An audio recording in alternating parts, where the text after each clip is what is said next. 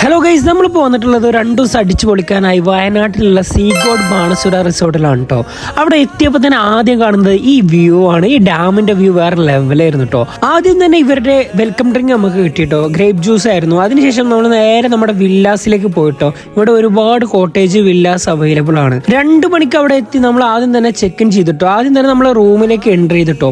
റൂമിൽ നിന്നുള്ള ഡാമിന്റെ വ്യൂ ഉണ്ടോ വേറെ ലെവലായിരുന്നു കേട്ടോ. അത് കാണാൻ ഭയങ്കര ഭംഗിയാണ്. ഇതാണ് കേട്ടോ ഇവരുടെ പ്രീമിയം റൂംസ്. റൂമിൽ നിന്നുള്ള വ്യൂ ഉണ്ടല്ലോ, അതൊരു രക്ഷയില്ല മക്കളെ, വേറെ ലെവൽ വ്യൂ ആയിരുന്നു കേട്ടോ.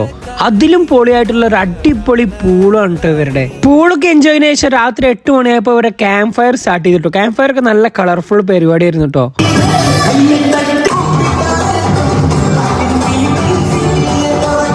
ക്യാമ്പ് ഫയർ ഒക്കെ കഴിഞ്ഞതിന് ശേഷം നമ്മൾ ലുഡോ, ചെസ്, ക്യാരംസ് ഒക്കെ കുറച്ചു നേരം കളിച്ചിരുന്നു കേട്ടോ. പിറ്റേന്ന് രാവിലെ എണിച്ച് നേരെ നമ്മൾ പോയത് ഇവരുടെ ബ്രേക്ക്ഫാസ്റ്റ് കഴിക്കാനാണ് കേട്ടോ.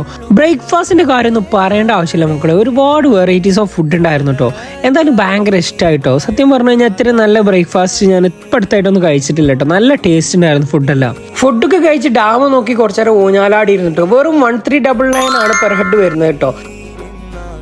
തിരിച്ചിറങ്ങുമ്പോൾ നമ്മുടെ വൈത്തിരിയുള്ള വിൽട്ടൺ ഹോട്ടലിലാണ് നമ്മൾ വന്നിട്ടുള്ളത് കേട്ടോ. എന്തായാലും നല്ലൊരു അടിപൊളി ചിക്കൻ ബിരിയാണി ഇവിടുന്ന് കഴിക്കാൻ പറ്റിട്ടോ.